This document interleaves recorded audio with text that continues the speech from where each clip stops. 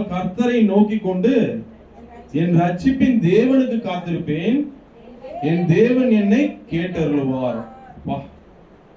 நானோ வென்றால் அந்த தலைப்புக்கு நம்ம என்ன மாதிரி நம்ம ஆன்சரை இந்த வசனம் நம்ம கொடுக்குது பாருங்க. நம்ம என்ன பண்ணணும்ன்றது அது அழகாக நம்மளை ஒரு ஒழுங்குபடுத்துகிறது. ஹல்லேலூயா. நம்ம வாழ்க்கையில பல அழைப்பாய்கிற மனதோடு கூட நீங்க வந்திருக்கலாம். என் தேவைகள் நிறைவேறதுல பாருங்க. ஒரு சின்ன இது சொல்றேன் பாருங்க. ஒரு பிரச்சனை இல்ல நானோ வென்றால் ஒரு பிரச்சனை இல்லை. நம்ம பார்வையில பிசாசு எப்படி ஏமாத்துவோம்னா ஒரு பிரச்சனையை 1008 பிரச்சனையா காத்துவோம். கரெக்டா இல்லையா? ஆனா அது சின்ன பிரச்சனை தான். கடவுள் பார்வையில் என்ன பிரச்சனை? அது அவருக்கு பிரச்சனையே இல்லை. அது அவருக்கு தீர்க்கிறதுன்றது லேசான காரியம். கரெக்டா? எத்தனை பேர் விசுவாசிக்கிறீங்க?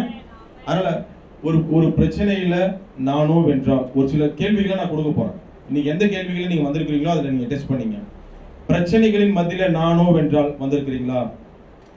அடுத்தபடியா ஒரு பொல்லாத சூழ்நிலைகளில் நானோ வென்றால் அப்படின்னு சொல்லி நீங்க இங்க வந்திருக்கிறீங்களா? என்ன பண்றது தெரியாம ஒரு கைவிடப்பட்ட நிலையில் நானோ வென்றால் என்ற நிலையில நீங்க வந்திருக்கிறீங்களா? ஏதோ ஒரு தேவை தள்ளிக்கிட்டே போகுது, நானோ வென்றால் அப்படின்ற தலைப்புல நீங்க வந்திருக்கிறீங்களா? ஒரு தோல்வியில நானோ வென்றால் இதுவரை எப்படி இருந்தேன், இனிமேல் எப்படி இருக்க போறேன்ற ஒரு பதப்பதப்போட வந்திருக்கிறீங்களா? இங்க பாருங்க, கவலைப்படாதீங்க. இன்னைக்கு தெய்வம் உங்களோட பேசுறாரு. ஹல்லேலூயா. ஒரு சொந்தக்காரங்க ஏமாத்திட்டாங்களா? நானோ வென்றால் என்ன பண்ண போறேன்? கவலைப்படாதீங்க. எல்லாவற்றுக்கும் நானோ வென்றால் அந்த கேள்விக்கு ஒரே பதில் மீகா 7:7 அழகாக கடவுள் நமக்கு கொடுத்திருக்கிறார். கர்த்தரை நோக்கி கொண்டு என் ரட்சிப்பின் தேவனுக்கு காத்திருப்பேன். அது மாத்திரம் இல்ல, என் தேவன் என்னை கேட்டருளுவார். ஹல்லேலூயா. எவ்வளவு நம்பிக்கையே உங்களுக்கு கொடுக்குதுன்றது நீங்க புரிஞ்சுங்க. இன்னைக்கு நீங்க நம்பிக்கையற்ற நிலையில வந்திருந்தா எப்பவுமே எனக்கு ஏன் தெரியுமா, எனக்கு இந்த பைபிள் ரொம்ப பிடிக்குங்க. எத்தனை பேர் இந்த பைபிள் ரொம்ப பிடிக்கும்? எனக்கு ரொம்ப பிடிக்கும். இந்த இனிக்க பேசுற மனுஷங்க சொல்லிட்டு ஏமாத்திடுவாங்க. கசப்பான ஒரு இடத்துல கொண்டு நிறுத்திடுவாங்க. அது மாதிரி எத்தனை பேர் எக்ஸ்பீரியன்ஸ் இருக்கு வாழ்க்கையில? இனிக்க பேசுவாங்க, அந்த வார்த்தைங்களாம் கடைசியில் என்ன ஆயிடும்? கசப்பாயிருக்கு. எத்தனை பேர் என் வாழ்க்கையில எல்லார் வாழ்க்கையிலும் அது நடந்துருக்கும். நான் இதை செய்வேன். ஆனா என் வேதம் என்னைக்குமே என்னை ஏமாத்தாது. ஹல்லேலூயா. நான் இந்த வேதத்தை நம்புவேன். என்னை இது திட்டம், நான் எப்படி இருக்கணும் என்னை ஒழுங்குபடுத்தும், நான் எப்படி நடக்கணும் எப்படி நடக்கக்கூடாதுன்னு எனக்கு காட்டும். பரவாயில்ல, நீங்க என்னை திட்டினாலும் எனக்கு இந்த வேதம் தான் வேணும். ஹல்லேலூயா. நீங்க என்ன கொஞ்ச நாளும் எனக்கு வேதம் தான் வேணும். அடித்தாலும் அரவணைத்தாலும் என்னை நடத்துகிறது எது? இந்த வேதம். அதன்படிதான் இன்னைக்கு நம்மளோட கடவுள் பேசுறாரு. நீங்க அலைப்பாஞ்சிட்டு எங்கேயோ ஒரு தோல்வியில இடப்புல நீ ஒரு வேதனையில மனக்கலக்கத்தோட நீங்க இன்னைக்கு வந்திருந்தா கூட, மகளே நீயோ வென்றால் என்ன பண்ணணும்ன்றத கடவுள் மகனேன்னு பேசுறாரு. இன்னைக்கு நம்மளோட எத்தனை பேர் விசுவாசிக்கிறீங்க? விசுவாசிக்கிறவங்களுக்கு இது புரியும். கரங்க தட்டி தேவனை நாமத்தை பயன்படுத்தலாமா? சம்மந்தமே இல்லாதவங்களுக்கு புரியாது. ஆனா விசுவாசிகளாகிய நமக்கு புரியும். இந்த வார்த்தையினுடைய ஆழம் நமக்கு தெரியும். எத்தனையோ தேவைகள் நிறைவேறாம ரொம்ப நாள் தள்ளிக்கிட்டு போயிட்டு இருக்கிறவங்களுக்கு கூட இந்த வார்த்தையுடைய மதிப்பு அவங்களுக்கு தெரியும். இன்னைக்கு தேவன் என்னோட கூட பேசுறாரு. எத்தனை பேர் புரிஞ்சுக்கிறீங்க? ஆமென். ஏன்னா கர்த்தருடைய வார்த்தை எனக்கு ரொம்ப பிடிக்கும்னு சொன்னேன். உங்களுக்கு பிடிச்ச லிஸ்ட்ல எதை முதல்ல வைப்பீங்க? நான் இதை தான் வைப்பேன். ஹல்லேலூயா. எனக்கு ஏன் தெரியுமா சொல்றேன்? நிறைய இருக்கலாம், ஆனா இந்த வார்த்தை எனக்கு ரொம்ப ரொம்ப பிடிக்கும். ஏன்னா பாருங்க, மற்றவங்களாம் போன்னு சொன்னா அவ்வளவு ஒரு அழகா இருக்காது. கரெக்டா? போன்னு சொன்னா ஏதோ நம்மள திட்டுற மாதிரி இருக்கும். ஆனா ஏசப்பா என்ன போன்னு சொன்னா நீ திருப்தியா இருக்கு. ஏன் தெரியுமா? நீ சமாதானத்தோட போ, விடுதலையோட போன்னு சொல்றாருன்னு அர்த்தம். கரண்ட் தட்டியை நாம் தான் பயன்படுத்தலாமா? விலகி ஓடுன்னு சொல்லுவாரு. ஆமா, படுக்க எடுத்துட்டு போடா அப்படின்னு. அது படுக்க எடுத்துட்டு போடான்னு ஒண்ணு விரட்டல, விடுதலையோட போ, சமாதானத்துக்கு போன்னு சொல்லுவாரு. ஹல்லேலூயா. அதுதாங்க கர்த்தருடைய வார்த்தை. அது போன்னு சொன்னாலும் அதுல ஒரு அர்த்தம் இருக்கும், வான்னு சொன்னாலும் ஒரு அர்த்தம் இருக்கும். ஹல்லேலூயா. விலகி ஓடுன்னுவாரு. பாவத்துக்கு விலகி ஓடு. அந்த பாவம் தான் உனக்கு ஆக்கினைக்கு காரணம், பாவம் தான் உனக்கு உன்னுடைய பிரச்சனைகளுக்கு காரணம், வியாதிகளுக்கு காரணம் சுட்டி காட்டுவாரு. அப்ப அது இந்த விலகி ஓடுன்னு சொன்னாலும் அதுலயும் ஒரு அர்த்தம் இருக்கு. ஹல்லேலூயா. எல்லாத்துக்குமே ஒரு அர்த்தம் இருக்கு. கர்த்தர் எது சொன்னாலும் ஒரு அர்த்தம் இருக்கு. ஏன்னா இப்படி செய் சொல்ல நம்ம வேதம் இப்படி செய்யுன்னு சொல்லணும், இப்படி செய்யாத அப்படி செய்யாதன்னு சொல்லணும். அப்போ எது இனிக்க பேசி ஏமாத்தாத ஒரே புத்தகம் எது? ஏன்னா இதுல இருக்கிற என் இயேசுவின் நாமம் பாடினமே பாட்டு இன்பமான நாமம். ஹல்லேலூயா. அவர்ல வாயிலிருந்து வருகிற ஒவ்வொரு வார்த்தையுமே இன்பமான வார்த்தை. அவர் என்னை திட்டினாலும் எனக்கு பிடிக்கும், எல்லாமே எனக்கு பிடிக்கும். அதன்படிதான் இந்த வார்த்தை. நானோ வென்றால் இன்னைக்கு எனக்கான பதில கடவுள் கொடுக்கிறாரு. நானோ வென்றால் இத்தனை நாள்ல நான் என்னென்ன பண்ணிட்டு இருந்தேன், இன்னைக்கு தேவன் சொல்றாரு, உன் மனசை ஒருமுகப்படுத்தும் மகனே மகளே, நீயோ கர்த்தரை நோக்கி கொண்டு கர்த்தருக்கு காத்திரு. இன்னைக்கு ஒரு காத்திருத்தலோட கூட நீங்க வந்திருந்தீங்கன்னா கூட நம்மளோட கூட கடவுள் பேசுறாரு. இன்னும் காத்திரு, உன்னுடைய தேவைகளை கர்த்தர் நிறைவேற்றுவார். இன்னும் கூட காத்துட்டு கொடுக்கும் போது அது பலமானதா இருக்கும். ஹல்லேலூயா. நீங்க எல்லாரும் ஐடென்டிஃபை பண்ற அளவுக்கு இருக்கும். இது எத்தனை பேர் புரிஞ்சுக்கிறீங்க? அதனால இன்னைக்கு வந்த யாருமே நீங்க வெறுமனே நீங்க போக போறது இல்லை. இது எத்தனை பேர் இதை ஃபீல் பண்றீங்க? ஹல்லேலூயா. ஓகே, விண்ணப்பத்தை கேட்கிற தெய்வமாக அவர் நம்ம கூட இருக்கிறபடினால் இன்னைக்கு நீங்க வந்த ஒவ்வொருவரும் இந்த 5 மாதங்கள்ல நீங்க ஒருவேளை நீங்க கடவுளுடைய என்ன சொல்றது, கடவுளை நீங்க தேடாம அவரை நோக்குவதில் பல குறைபாடுகள் இருந்திருந்ததுன்னா இன்னைக்கு நீங்க தெய்வம் ஸ்ட்ரெயிட்டா சொல்லிடுறாரு. நீங்க எவ்வளவு அலப்பாஞ்சிருந்தீங்களோ அதெல்லாம் கொண்டு வந்துருமாங்களே, என்னை நோக்கி கூப்பிடு, அப்பொழுது நீ அறியாததும் எட்டாவதுமான பெரிய காரியங்களை நான் உனக்கு அறிவிப்பேன். அப்ப நீ தெய்வம் நம்ம கொடுக்குற ஆப்பர்ச்சுனிட்டி, இது எவ்வளவு பெரிய ஆப்பர்ச்சுனிட்டி. கடவுளை தேடி என்னென்னோ பண்றாங்க, அவங்களுக்குலாம் அது கிடைக்கல. ஆனா நமக்கு ஆப்பர்ச்சுனிட்டியாவே கொடுக்குறாரு. நானோ வென்றால் அவரை நோக்கி பார்க்க போறேன். ஹல்லேலூயா. நான் ரெடி ஆயிட்டேன். நீங்க எத்தனை பேர் ரெடியா இருக்கீங்க? நான் இந்த வார்த்தை எனக்கு கொடுக்குறாருன்னா நான் சரியா அவரை நோக்கலன்னு அர்த்தம். கடந்த 5 மாதங்கள சரியா அவரை ஜெப வாழ்வுல, வேத வாழ்க்கையில, அவருடைய பிரசன்னத்துல அவரை சரியா நான் தேடாம இருந்ததுனாலதான் என்னுடைய தோல்விகளுக்கு, என்னுடைய இழப்புகளுக்கு அது ஒரு மிக முக்கிய காரணங்கள். எத்தனை பேர் புரிஞ்சுக்கிறீங்க? அதை நான் சரி செஞ்சுக்கணும்னா நான் கர்த்தரை நோக்கி பார்க்க வேண்டும். இதுதான் ஸ்ட்ரெயிட்டா நேரடியான ஒரு ஆலோசனையோட கூட தான் இந்த வார்த்தை நமக்கு வருகிறது. ஹல்லேலூயா. சோ இன்னைக்கு நீங்க ஒரு காரியத்தை மனதில் எடுத்துக் கொள்ளுங்க. இன்னைக்கு வந்த யாராவது நீங்க கர்த்தரை தேடுவது ஒரு தாகம், அவருடைய வார்த்தையை ருசிப்பது ஒரு பசி. இது எத்தனை பேர் புரிஞ்சுக்கிறீங்க? இதெல்லாமே அவரை நோக்குவது தான். இதுல யாராவது நிறைவா வந்திருக்கிறீங்கன்னு சொல்லி நிறைவா வந்திருக்கிறீங்களா? உஷாரா இருக்கீங்களா? டெஸ்ட் பண்றேன். இதுல யாராவது நிறைவா வந்திருக்கிறீங்களா? கவலைகளோட மட்டும் நிறைவா வந்திருக்கீங்க, அது மட்டும் நீங்க நிறைவா இருந்திருக்கீங்க நீங்க சொல்ல முடியுது. இதுல அது மட்டும் நீங்க சொல்றீங்க. ஆனா இதுல யாராவது சொல்றது ரெடியா இருக்கீங்களா? அவருடைய அதாவது கர்த்தரை தேடுவது ஒரு தாகம், என் ஆத்துமா கர்த்தரை நோக்கி கதறுகிறது, அவருடைய வார்த்தையை ருசிப்பது ஒரு பசி. இது ரெண்டுத்திலுமே யார் நிறைவடைஞ்சு நீங்க பாடுறீங்க இந்த 5 மாசத்துல? Very good. கரங்க அவங்க தட்டலாமா? கரங்க தட்டலாமா? அவங்களுக்கு தான் இன்னைக்கு கர்த்தருடைய வார்த்தை புரியும். கர்த்தரை தேடுவது, கதறுவது, மான்கால், அதாவது மான் எப்படி இதுவாகுதோ வாஞ்சித்து கதறுவது போல தாகம், நீருடைய வாஞ்சித்து கதறுவது போல அது ஒரு தாகம். கர்த்தருடைய வார்த்தை என்பது ஒரு பசி. அவரை நோக்குவதில் இதெல்லாம் ஒரு இது திங்ஸ். இப்போ இதை நம்ம இந்த 5 மாசத்துல ஆமா டெய்லி ப்ராசஸ்ல நான் எல்லாம் நிறைவடைஞ்சிட்டே நீங்க உட்கார்ந்தீங்கன்னா உங்களோட நீங்க சாட்டிஸ்ஃபேக்ஷன் கிடையாது. அவங்களுக்கு இந்த வார்த்தை புரியாது. சில பேர் எது கேட்டா ஒண்ணுமே ஒரு பாடம் எடுத்துட்டு இருப்பாங்க, புரிஞ்சுதா கேட்டா என்ன சொல்லுவாங்க? சூப்பரா என்ன சொல்லுவாங்க? புரிஞ்சுதா கேட்டா அப்படியே டீச்சர் ரொம்ப சந்தோஷப்படுவார். எல்லாருமே மண்டையா முன்னாடி இருக்கு டீச்சருக்கு. அப்பா புரியலடா ஏதாவது ஆன்சர் அவங்க எப்படி டெஸ்ட் பண்ணுவாங்க? அப்போ அந்த மாதிரி மண்டையாடக்கூடாது. நம்ம இப்ப சொல்றது என்னன்னா, கர்த்தருடைய வார்த்தையை நீங்க என்னதான் வார்த்தையை நீங்க ருசிச்சாலும் அது எனக்கு திருப்தி இல்லை. இன்னும் ஹல்லேலூயா. அவரை நோக்குவதில் எனக்கு குறை இருக்கு, ஜெப வாழ்வுல இன்னும் குறைவு இருக்கு, இன்னும் நான் அவரை தாகத்தை அவர் மேல காட்டிக்கிட்டே இருக்கணும். ஆமா இன்னும் காட்டிக்கிட்டே இருக்கணும். அவங்களுக்கு தான் நானோ வென்றால் கர்த்தரை நோக்கி, அவங்களுக்கு தான் இந்த வார்த்தையினுடைய ஆழம் புரியும். ஹல்லேலூயா. அப்போ அதுல 0 லெவல்ல நான் இருக்கிறேன். இந்த 5 மாசத்துல ஒண்ணும் இல்லை, சரியா அவரை நான் தேடவே இல்லை, சும்மா ஜெபிக்கிறேன். குட் மார்னிங் ஜெபம், குட் மார்னிங் குட் நைட் ஜெபத்தோட படுத்திருந்தீங்கன்னா அவங்களுக்கு தயவு செய்து இப்ப என்ன பண்ணணும்? சார்ஜ் ஃபுல்லா கர்த்தரை நோக்கி முழுமையாக நோக்கி பார்க்கலாம் மாறணும். அப்பதான் உங்க தேவைகள் காத்திருக்கும். உடனே நிறைவேற்றாது. என்ன பண்ணணும்? நீ மட்டும் ஏமாத்திர இதான் 5 மாசம் டிவிக்கு கொடுத்த 5 மாசத்துல அப்ப என்ன பண்ணோம்? அப்படி இல்ல, கர்த்தர் அப்படி செய்யறவர்ல ஒரு காத்திருந்து கொடுக்குறாருன்னா உங்களுக்கு பலமானதா கொடுக்குறாரு. சிலதை உடனே கொடுத்துருவாரு, சிலதை தாமதத்தை கொடுப்பாரு. இன்னைக்கு ஏதோ ஒரு தாமதம் ஆகிட்டு போயிட்டுன்னா ஏதோ பலமா வருதுன்னு அர்த்தம். ஹல்லேலூயா. ஸோ அதனால இதுக்கு ஒரு தலைப்பு வச்சு தான் உள்ள நுழைய போற. தலைப்பு நானோ என்றால் உள்ள ஒரு சின்ன இது ஒரு புரியறதுக்காக சொல்றதுக்காக சொல்றேன். ஏன்னா நமக்கு எளிமையா மற்றவங்களுக்கு புரியணுன்றதுக்காக சொல்றேன். இந்த 3 காரியங்கள் இந்த வசனத்துல இருக்கு. யாராவது சொல்லுங்க பார்க்கலாம். நமக்கு இந்த ஃபர்ஸ்ட் என்ன சொல்லுது? நானோ என்றால் கர்த்தரை நோக்கி சொல்றது. சுவை நோட் பண்ணீங்க. அது என்னது? நான் என்ன டீ காட்ட போறேன். இந்த டீ தான் உங்களுக்கு சொல்ல போறேன். ஃபர்ஸ்ட் நோட் பண்ணீங்க. என்னது? கர்த்தரை நோக்கி, கர்த்தர் நல்லவர் என்பதை. அப்போ சுவை, அதுக்கு பேர் சுவை. ரெண்டாவது திடம், காத்திருத்தல். என்னது? திடம்னா என்னது? பலம்.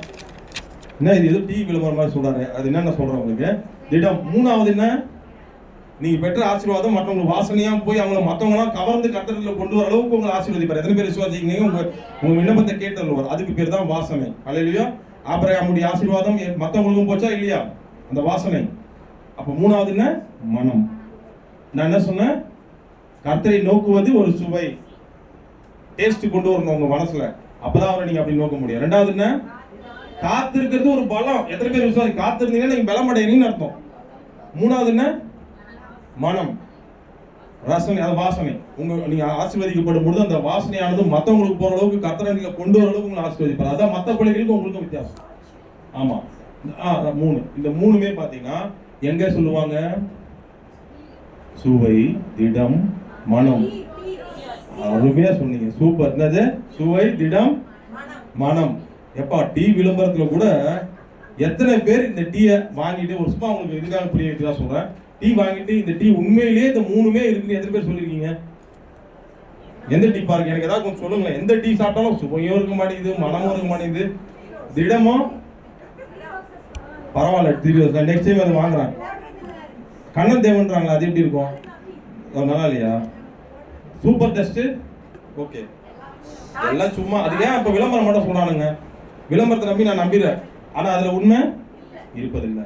நம்முடைய கிறிஸ்துவ வாழ்க்கையிலையும் கடவுளோடு கூட நெருக்கம் இல்லைன்னா நம்மள பாக்குற ஜனங்க என்ன பண்ணுவாங்க, பாக்கிறதுக்கு தாஜ்மஹால் டீ, அது வேற மரத்துக்கெல்லாம் அவ்வளவு உட்காந்து டீ குடிப்பாங்க அந்த அம்மா, ஆனா கூட டேஸ்ட் ஒன்னும் ஏற மாட்டேங்குது, டீ சுவையே ஏற மாட்டேங்குது. அப்ப என்ன ஆகுது, சுவை, மனம், திடம். நீ மாத்தி எப்படி சொல்றீங்களோ, ஆனா இந்த மூணு ரொம்ப முக்கியம்.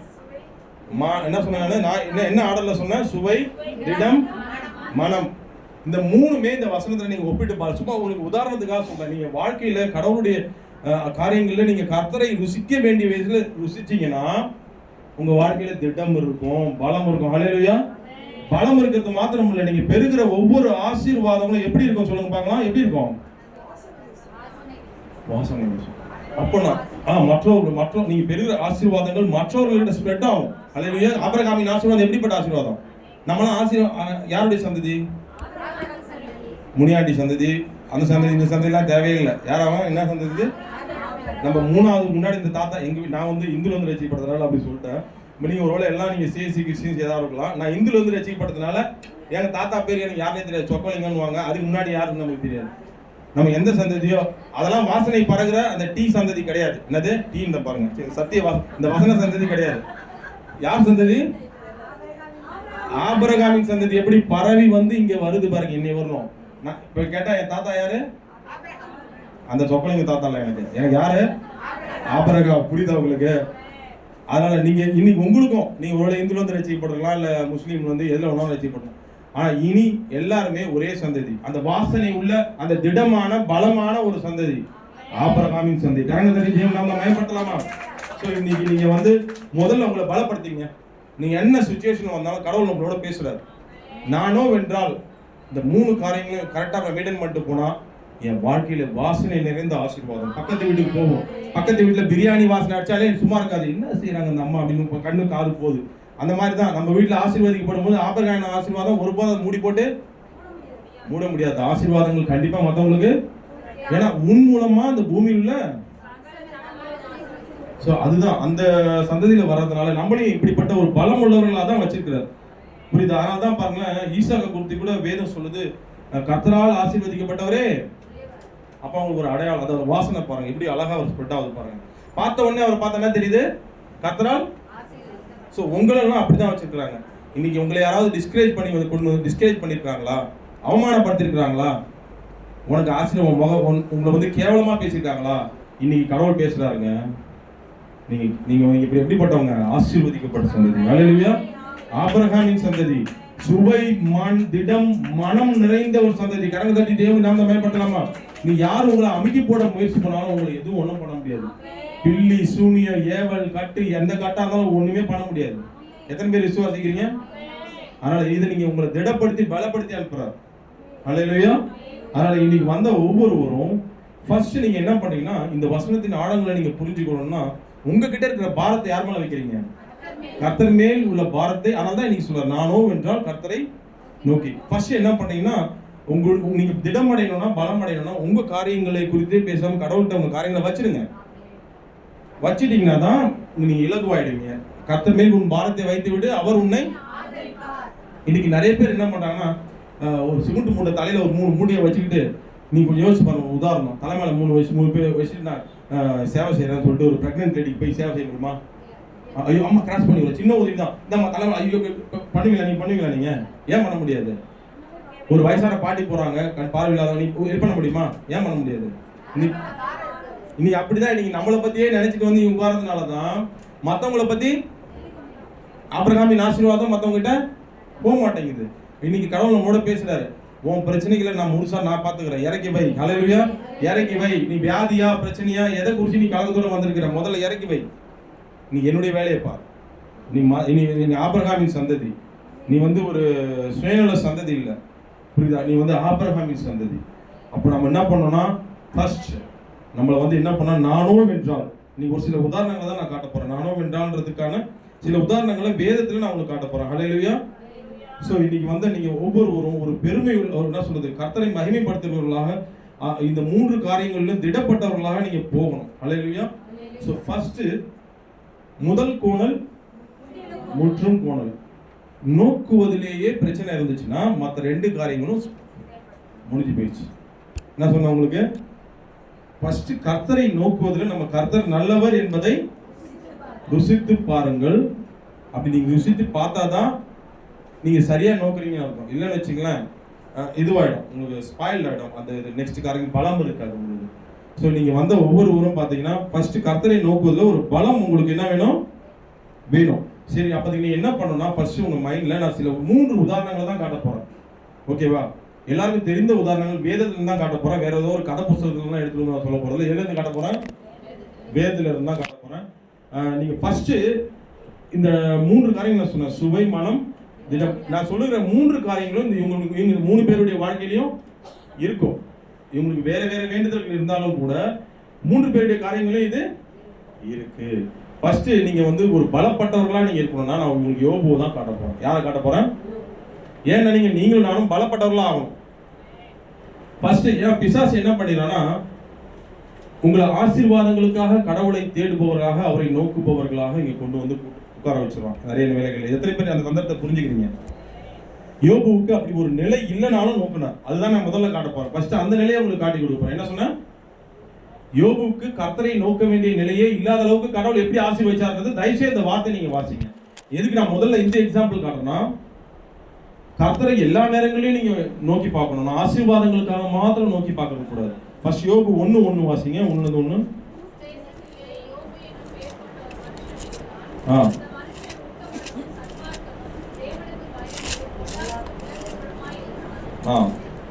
இவருக்கு இப்படிப்பட்ட ஒரு சாட்சி இருந்தா கூட இவருடைய ஆசீர்வாதத்தை குறித்து வாசிங்க சிஸ்டர்.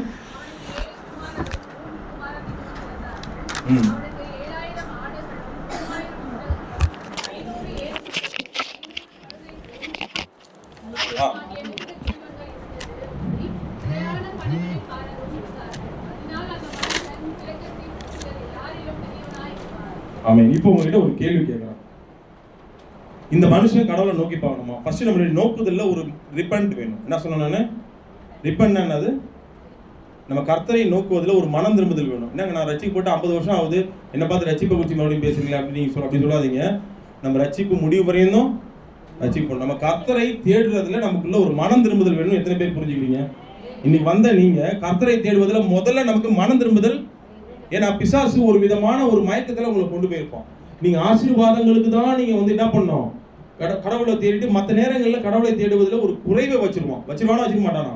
நீங்க நிறைவாயிட்ட பிறகு உங்களுக்கு கடவுளை தேட வேண்டிய அவசியம் உங்களுக்கு. அதனால தான் இந்த எக்ஸாம்பிளை முதல்ல காட்டுறேன். ஒரு சாதாரண ஒரு எக்ஸாம்பிளா காட்டாம பலமான எக்ஸாம்பிள் ஏன் காட்டுறோம்னா, ஃபர்ஸ்ட் நம்மளுடைய கடவுளை தேடுகிற அந்த ஒரு குணத்துல ஒரு மனம் திரும்புதல் நமக்கு வேணும். அது என்னன்னா இந்த யோபு போல இருக்கணும். அவர் எப்படின்னா எல்லாமே இருக்கு. இப்போ சிஸ்டர் படிச்சாங்களே, அவருக்கு என்ன இருந்தது? கடவுள் எல்லாமே அவருக்கு. ஏன்னா அவர் ஏற்கனவே அவர் சுவை நிறைந்த ஒரு கடவுளை ருசிக்கிறதுல நல்லவர் என்று ருசிச்சா இருக்காரு. திடமா இருந்து பலமா இருந்திருக்கிறாரு. பிளஸ் அவருடைய வாசனை எல்லார் மத்தியிலும் பரவி கிழக்கத்தி புத்திரர் எல்லாரிலும் பெரியவரா இருந்திருக்கிறாரு.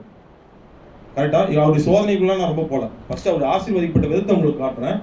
ஆனா நீங்க இப்போ ஒரு கேள்வி என்னன்னா, அதுக்கப்புறம் ஒரு கடவுளை எப்படி நோக்குறாரு? இன்னைக்கு நீங்க ஒவ்வொருவரும் ஃபர்ஸ்ட் நோட் பண்ணீங்க, நான் ஆசீர்வாதங்களுக்காக கடவுளை அந்த நானோ வென்றால் ஃபர்ஸ்ட் நான் ஆசீர்வாதங்களுக்காக நோக்குகிறோம்ல, என் ஆசீர்வாதமே அவர் தான். ஹல்லேலூயா.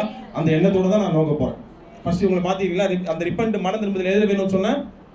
கர்த்தரை நோக்குறதுல ஆசீர்வாதங்களுக்காக நான் கர்த்தரை நோக்கிறதுன்றது எனக்கு பெருமை கிடையாது. எது உங்களுக்கு பெருமை?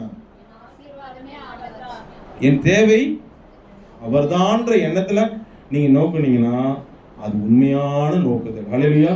ஏன்னா நான் வந்து சாதாரணமா உங்களுக்கு மெசேஜ் கொடுத்துட்டு கர்த்தரை நோக்குங்க ஆசீர்வதிப்பார் அப்படின்னு சொல்லிட்டு போறல. நீ எப்போதும் கர்த்தரை நோக்கி பார்க்கணும்னா ஃபர்ஸ்ட் நிறைவடைஞ்சாலும் சரி இல்லைனாலும் சரி நான் கர்த்தரை நோக்கிப்பேன். அதுக்குதான் யோபுவை தான் நான் காட்டணும். ஹல்லேலூயா. யோபு இப்ப எப்படி இருக்கிறாரு?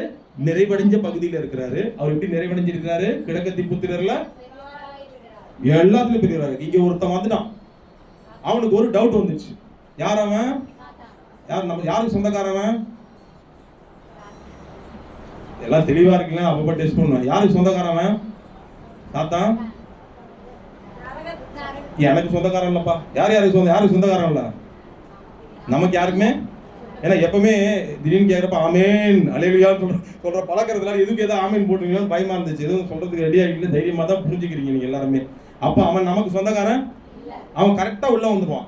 எதுக்கு வந்து என்ன பண்றான்னா, இவன் கடவுளை நோக்குகிற விதம் யாரை ரொம்ப பாதிச்சுதோ கடவுளை பாதிக்குது ரெண்டாவது விஷயம். அவர் வந்து எப்படி பாதிக்குன்னா சந்தோஷமா அவரை பாதிச்சுது. இவனை வேற விதமா பாதிச்சிச்சு. அவனை சும்மா உட்கார விடல. என்ன பண்ணிடுச்சு அவனை? இவன் எப்படி வெற்றி இவ்வளவும் அடைஞ்ச பிறகு இவன் எப்படி கடவுளை நோக்குறான்றதை காட்ட அவங்களுக்கு முதல்ல நோக்கிட்டு சொல்றேன் பாருங்க. யோபு 1:5 வாசிங்க பாக்கலாம். இந்த ஆள் என்ன அவன் தன்னை மட்டுமே தான் மட்டும் வாசிங்க.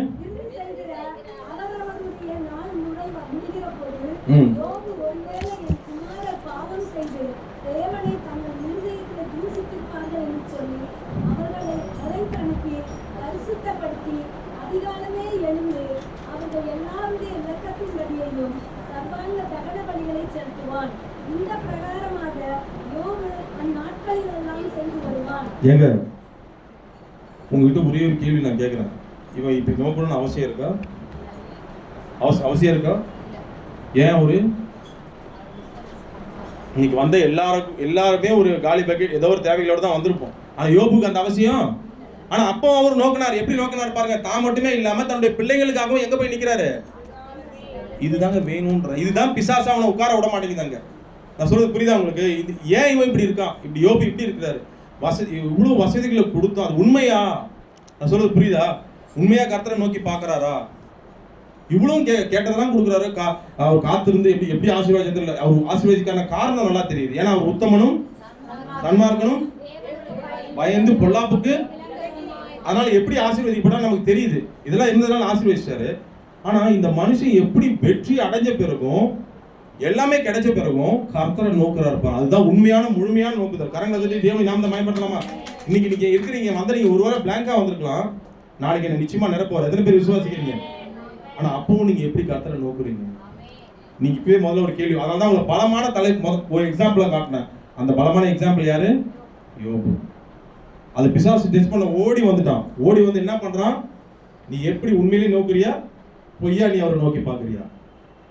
அவன் ஏன்னா இவன் என்ன இப்படியே இருந்தா நான் தொடவே முடியாது. ஏன்னா சுத்தி என்ன நடக்குதாங்க? ஆசீர்வாதத்துக்கு பாதுகாப்பு சுத்தி ஒரு வேலி அவரை சுத்தி தொடவே முடியல. எப்படியாவது இவர் என்ன பண்ணோம்? ஏன்னா இவ எப்பவுமே கர்த்தரை நோக்கி பார்த்துட்டே இருந்தா உங்களுக்கு எதுவுமே தொட முடியாது. ஹல்லேலூயா. கர்த்தரை நோக்கி நீங்க 5 மாசம் நான் எப்படி இருந்தேன்? ஒரு சின்ன தோல்வி வந்தாலே நான் கடவுளை மறுதளிச்சு ஏத்து பேசுறேன்னா, இன்னைக்கு கடவுள் நம்மளோட பேசுறாரு. இந்த நாக்குக்கு முதல்ல காவல் வைக்க சொல்றாரு. இந்த யோபு எப்படி பேசினார் தெரியுமா? இவ்வளவு நிறைவடைஞ்ச யோபு இந்த பணத்து மேலே. அதனாலதான் ஒரே பதில் சொன்னேன். ஆசீர்வாதத்துக்காக நானு கர்த்தரை நோக்கிறவன்ல, என் ஆசீர்வாதமே யாரு? அதை யோபு காமிச்சிட்டாரு. நாம காட்டணும்னு ஒரு விருப்பப்படுறாரு. வாசிக்கலாமா? யோபு 1:23-21 வாசிங்க.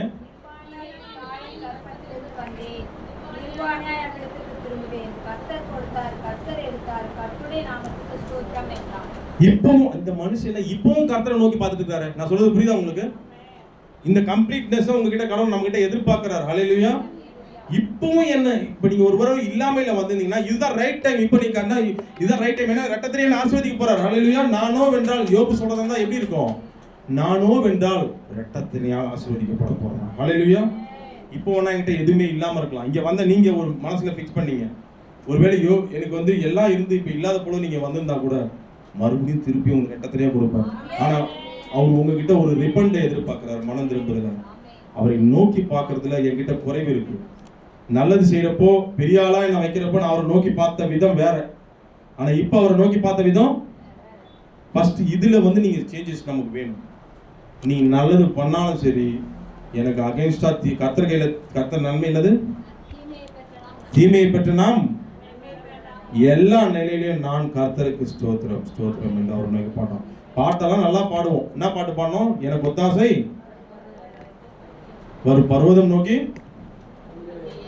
அந்த ஒத்தாசையே இல்லாதது போல போக்கு காட்டும் பொழுது கடவுள் சில வேளைகள்ல தன்னை மறைத்து கொண்டு உங்களை பரிசித்து பார்ப்பார். அப்ப அவரை நோக்கி பாக்குறீங்களா? அல்லேலூயா. நான் சாதாரணமா உங்களுக்கு நோக்கி பார்க்கறதுக்கு ஒரு 4-5 உதாரணத்தை காட்டிட்டு போறது வரல. நம்மளுடைய நோக்கி பார்க்கறது அசாதாரணமானதா இருக்கணும். கரங்க தட்டி தேவனை நாம மகிமைப்படுத்தலாமா? அசாதாரணமானதா எப்படின்னா, இருக்கையிலையும் அவர் நோக்கி பார்ப்பேன், என்ன இல்லாமலேயும் அவர் நோக்கி பார்ப்பேன். அதுதாங்க உண்மையான நோக்கி பார்க்கறது. இருக்கிற அப்ப நீங்க யோபு கிட்ட ஒரு காரியத்தை கத்துக்கணும். அந்த பரிசுத்தவான் கிட்ட எல்லாம் இருந்து கூட மனுஷன் அது மேல எந்த பற்றையும் வைக்கல. நீங்க புரிஞ்சுட்டீங்களா? அப்ப யார் மேல அவர் பற்று வச்சிருந்தாரு? இன்னைக்கு வந்த ஒவ்வொருவரையும் கார் கொடுக்கலாம், பங்களா கொடுக்கலாம், நீங்க என்னென்ன தேவைகளை வேணாலும் கொடுக்கலாம். ஆனால் நான் நிர்வாணி என்பதை நீங்கள் புரிந்து கொள்ளணும். அல்லேலூயா. ஒரு நாள் காண்டிட்டு போயிடும் எல்லாமே. என்னடா இப்படி ஓப்பனா சொல்றேன்னு தப்பா எடுக்காதீங்க, இதுதான் உண்மை. காண்டிட்டு போயிடும். ஒரு நாள் நம்ம கூட வர்றது யாரு? நிலைவாழ்வுக்கு நம்ம நடத்துறது யாரு? இப்ப சொல்லுங்க. நம்ம முதல்ல அவரை நோக்குற விதம், நானோ வென்றால் கர்த்தரை நோக்குற விதம் ஆசீர்வாதத்துக்காக மாத்திரம் இல்ல, என் ஆசீர்வாதமே அவர்தான் சொல்லி நீ நோக்கி பாருங்க. நான் இங்க சபைக்கு எதுக்கு வரேன்? என் ஆசீர்வதிப்பார். சந்தோஷம் தான், இல்லைன்னு சொல்றேன். என் பிள்ளைங்க ஆசீர்வதிப்போம், சந்தோஷம் தான். இது எல்லாமே ரெண்டாவது அப்புறம் தான். ஃபர்ஸ்ட் யாருக்காக நான் வரேன்? என் இயேசுக்காக வரேன். அந்த இயேசு எனக்கு நித்திய ஜீவனை அவர் தான் தருவார். வேற எந்த ஒரு கோவிலையோ வேற எங்க போனாலும் அவர் எனக்கு கொடுக்க மாட்டாங்க. இந்த வாழ்க்கை ஒரு 50, 60, 80 தெரியாது எனக்கு. இந்த வாழ்க்கை ஒரு நாள் தான் ஆயிடும். ஆனா எனக்கு நித்திய ஜீவனை தரது அவர் தான். எத்தனை பேர் இந்த சபையில நான் நித்திய ஜீவனுக்காக சபைக்கு வரேன் எத்தனை பேர் சொல்றாங்க? எத்தனை பேர் இருக்கீங்க? சூப்பர்ப்பா, இதுதான் வேணும். எனக்கு இல்ல, அவருக்கு. எனக்கும் சந்தோஷம் தான். நான் கொஞ்சம் தான் சந்தோஷப்படுவேன், ஆனா அவர் ரொம்ப ரொம்ப சந்தோஷப்படுவார். கரங்களை தட்டி தேவனுக்கு அந்த பயன்படுத்தலாமா? ஏன்னா நானே வழியும் சத்தியமும், நான் அதுக்காக உங்களை நோக்கிறேன் ஆண்டவரே. இந்த காரியங்களை கொடுப்பீங்க. ஆனா இது ஒரு நாள் போவோம், இறங்கும் குறையும், இறங்கும் குறையும். ஆனா உங்க மேல வச்சிருக்கிற அன்பு இறங்கவே இறங்காதுப்பான்னு சொல்லி பாருங்க. அப்படி அந்த எண்ணத்தோட உங்களை நோக்கி பார்க்க போறோம்னு சொல்லி பாருங்க. உங்க தேவைகளுக்காக நீங்க காத்திருந்தாலும் கூட உங்களை தேடி ஆட்டோமேட்டிக்கா எல்லாம் நிறைவேறும். இந்த யோபு கூட தான் காத்திருந்தாரு. காட்டி முடிக்க போற பாருங்க. அடுத்ததுக்குள்ள போக போறேன். யோபு கூட தான் தேவைகள் இருந்துச்சு. என்ன பண்ண போறதே தெரியாத அளவுக்கு திக்கு முக்காடின நிலை. ஆனா அவர் என்ன சொல்றாரு பாருங்க. யோபு 23 எடுங்க. சூப்பரா சொல்றாரு பாருங்க. அந்த அந்த துன்பங்களின் மத்தியில அவர் சொல்றாரு பாருங்க. 14ஆம் வசனம் வாசிங்க. எனக்கு குறித்திருக்கிறதை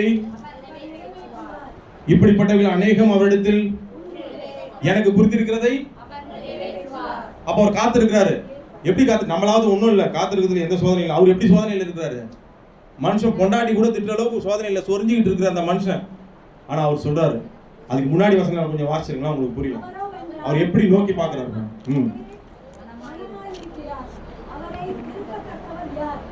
இல்ல, அது முன்னாடி வசனம் சிஸ்டர். அவர் உதடுகளின்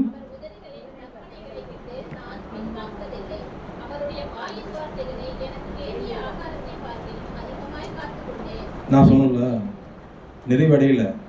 நீங்க வந்து அதுதான் 5 மாசத்துல நான் எத்தனை வாட்டி நிறைவடைஞ்சிருக்கேன். நான் தாகம் தாகம் திருப்தி ஆயிட்டேன், பசியோட திருப்தி ஆயிட்டேன்லாம் யோபு சொல்லவே இல்லை. அந்த சோதனையின் நேரத்திலே அவர் என்ன சொல்றாரு? அவர் உதடுகளின் கற்பனைகளை விட்டு நான் அவர் எப்படி நோக்கி பார்த்துருக்காரு பாருங்க.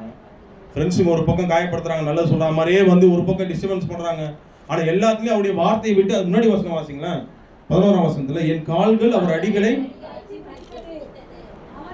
அவருடைய நெறியை நான் விட்டு நான் இப்படி நீ நோக்கி பார்த்துருப்போமா? நம்ம கடந்த 5 மாதங்கள்ல ஒரு சின்ன பிரச்சனையிலேயே நம்ம அவரை வந்து ஏதாவது வாய் விட்டோமா? தயவுசெய்து ஆண்டவர்கிட்ட மன்னிப்பு கேட்டோமா? அல்லேலூயா. எனக்கு குறித்திருக்கிறதை இவ்வளவு பெரிய பரிசுத்தமான இத்தனை அடிகள் பெற்றாலும் கூட கர்த்தரை பத்தி தப்பா பேசல. ஏன்னா இவர் ஆசீர்வாதத்துக்காக கடவுளை தேர்ந்தவர்ல, ஆசீர்வாதமே அவர்தான் தேர்ந்தவர். அல்லேலூயா. இத்தனை ஆசீர்வாதங்கள் மத்தியிலையும் தேர்ற ஒரு பலமான எக்ஸாம்பிளை நான் காட்டிட்டேன். இன்னைக்கு முதல்ல நம்மளை பலப்படுத்துறாரு. எத்தனை பேர் விசுவாசிக்கிறீங்க? இவர் வாழ்க்கையில இந்த மூணுத்தையும் அப்ளை பண்ணி பாருங்களேன். சுவை இருந்துச்சா இல்லையா? கர்த்தர் நல்லவர் என்பதை அவரை போல ருசிச்சு அனுபவிச்சுக்க முடியுமா? கிழக்கத்தி புத்திரர் எல்லாத்துலயும் ஒரு ஆசீர்வதிச்சு வச்சிட்டாரு. திடமான ஒரு பலமானவரா இருந்தாரு. துன்பத்திலேயே ஒரு பலப்படுத்திருக்கிறார். ஹல்லேலூயா. துன்பத்துல தான் ஒரு ஒரு காத்திரத்துல தான் ரெண்டாவது பகுதி என்ன சொன்னா, நோக்கி பார்க்கறது, காத்திருக்கிறது, மூணாவது பெற்றுக்கொள்வது. ஒரு பாயிண்ட் நல்லா புரிஞ்சுங்கன்னா, நீங்க காத்திருக்கிறது வெறுப்பா போர் அடிக்குதுன்னு நினைக்காதீங்க. நீங்க காத்திருக்கிறதுல தான் உண்மையா நிறைய பேரை தெரிஞ்சுப்பீங்க. எத்தனை பேர் இதை புரிஞ்சுக்கிறீங்க? எவன் உண்மைன்றதை தெரிஞ்சுப்பீங்க உங்க பக்கத்துல இருக்கிறவங்க. கரெக்டா நான் சொன்னது? நீங்க காத்திருந்து பாருங்களேன். நீ காத்திருப்பீங்க, கர்த்தர் எவ்வளவு நல்லவர்ன்றதை நீங்க புரிஞ்சுப்பீங்க. உங்க கூட இருக்கிற போலியான மனுஷங்க எத்தனை பேர் நீ இருக்கிறப்ப இருந்த மனுஷன் இல்லாதப்ப உங்களை விட்டு, அப்பதான் நீங்க போலி முகங்களை அடையாளம் கண்டு கொள்வீங்க. காத்திருக்கிறதுல நீங்க சாதாரணமா பார்க்காதீங்க. காத்திருக்க நீ என்ன தெரியுமா ஆவறீங்க? யோபு பரிசுத்தமா இருக்கு. இன்னும் நீங்க பரிசுத்தத்தின் அடுத்த நிலைக்கு போறீங்க. கரங்க தட்டி தேவன் நாமத்தை பயன்படுத்தலாமா? காத்திருக்க ஒரு பக்கம் உங்களுக்கு கிடைக்குது. அதுல இருந்து நீங்க கிடைக்கிற ஆசீர்வாதம் எதுவா இருந்தாலும் நீங்க ஆணவமா இருக்க மாட்டீங்க. யோபுவை ரெட்டத்தனையா கடவுள் ஆசீர்வதிச்சாரு. ஹல்லேலூயா. இன்னைக்கு உங்களையும் ஆசீர்வதிக்க போறாரு. காத்திருக்கிறத நீங்க ஏதோ ஒரு விஷயத்துக்கு நீங்க வந்திருக்கலாம், கவலைப்படாதீங்க. கர்த்தரை இப்படி நோக்கி பாருங்க, எனக்கு அவர் கொடுப்பார். ஹல்லேலூயா. எனக்கு கொடுத்திருக்கிறத நிறைவேற்றுவார். ஆனா நான் அவரை முழுசா தேடணும், யோபுவை போல தேடணும். எனக்கு நாளைக்கு வந்துட்டாலும் நான் அவரை நோக்கி பார்ப்பேன். ஹல்லேலூயா. அப்படின்னு ஒரு தீர்மானம் பண்ணுங்க. பண்ணிட்டு விட்டு கொடுத்து பாருங்க. உங்களுடைய கர்த்தரை நோக்கி பார்க்கிற விதம் 100% கர்த்தருக்கு பிடித்த விதம். ஹல்லேலூயா. இப்போ அடுத்து ஒரு நார்மலான ஒரு தேவை உள்ள ஒரு லேடி தான் அவங்கள காட்ட போறேன். அவங்க யாருன்னா அண்ணாள். யாருங்க? அண்ணாளுடைய சம்பவம் எத்தனை பேருக்கு தெரியும்? எல்லாருக்குமே தெரியும். 1 சாமுவேல் 1:3 வாசிங்க.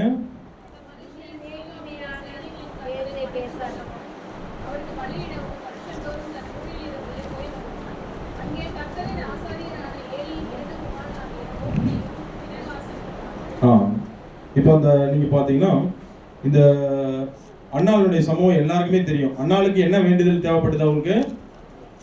அவங்க பாத்தீங்கன்னா வருஷந்தோறும் யார் போயிட்டு வருவா? அவங்க புருஷன் வந்து போயிட்டு வர்றோம். அதே 1ஆம் அதிகாரம் எடுங்க, 23 வரும். அந்த வருஷத்துல பாத்தீங்கன்னா அந்த வருஷந்தோறும் போறதுல எங்க ஃபேமிலியாவும் போவாங்க.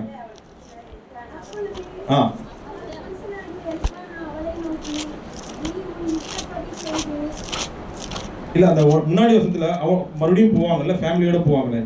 அவர்கள் அதிகாலையில் எழுந்து, எத்தனாவது வருஷம்? சாரி எங்க இருக்கு சொன்னா, எல்கா 21ஆம் வசனம் வாசிங்க.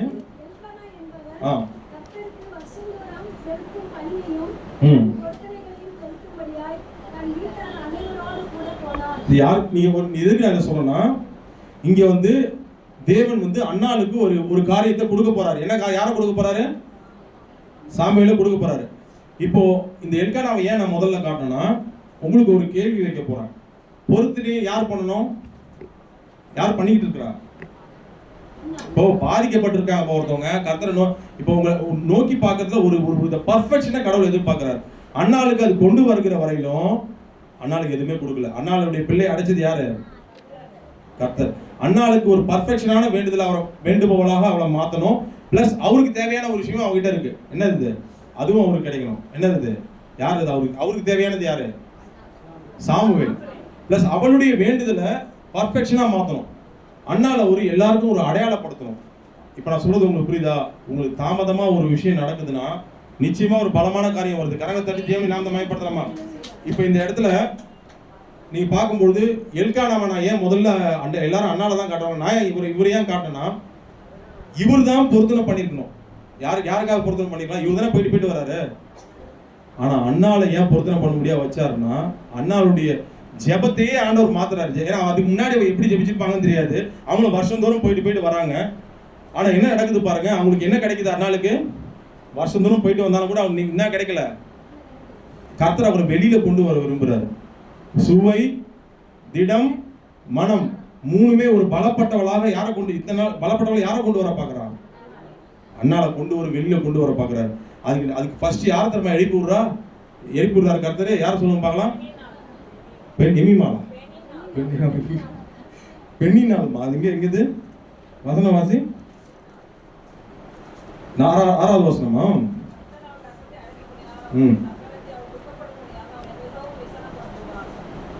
ஃபர்ஸ்ட் நீங்க கர்த்தரை நோக்கி பார்த்து கொண்டிருக்கும் பொழுது, நீங்க இத்தனை நாள் காத்திருந்து எதுவுமே நடக்கலனாலும் கூட உங்களை ஒழுங்குபடுத்துகிற அடுத்த காரியம் ஒரு ரெப்பண்ட் என்ன தேவை? எப்படி தெரியுமா உங்களுக்கு ரெப்பண்ட் தேவைப்படுது?